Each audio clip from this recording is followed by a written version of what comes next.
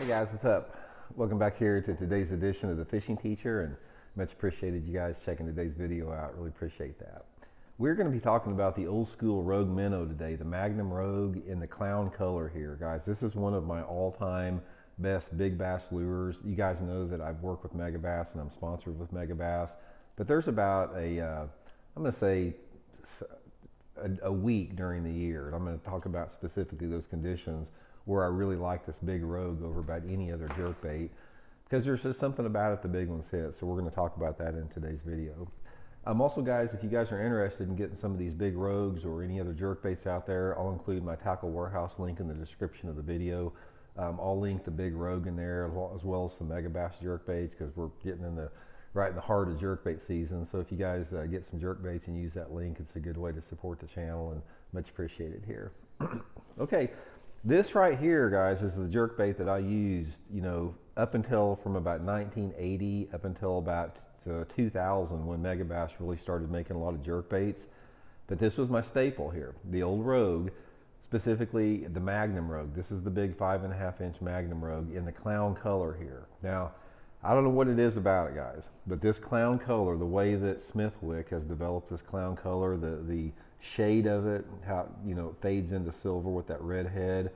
I've caught so many big fish on this thing under the right situation. I sort of want to describe that in today's video. Now, first of all, this is an old one here. The new ones, I think that Smithwick make, they call them the Perfect 10s, which is the same length as the old Rogue, but they're already weighted for you. They suspend perfectly. But in the past, we had to weight these things to get them to suspend, but they come suspending perfect from the package, so you don't have to worry about anything about it. But you want the clown color. This is the thing I want to talk about in today's video. Now, the time that the clown color works good, there's a real specific window during the pre-spawn time of the year. For me, most of the time it's going to be in late February and into March.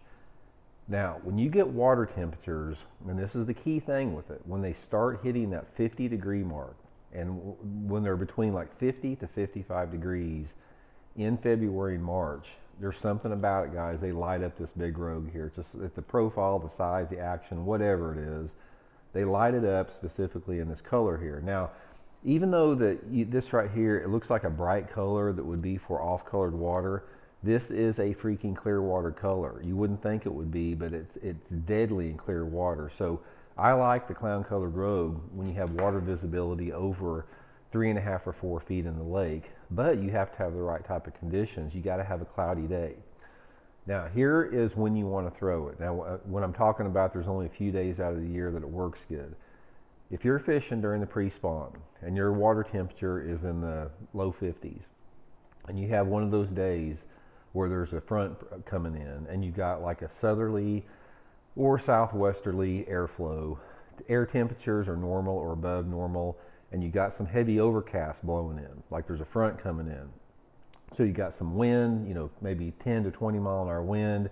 You got some clouds moving in. It's overcast. It's warm, or it's normal or above normal warmer temperatures. When you have all those factors together with the clear water and the water temperature in the low 50s, guys, this right here is what you want to have tied on. I'm telling you, there's something about it when you get that set of circumstances that this clown big Rogue is going to just smash them under those conditions.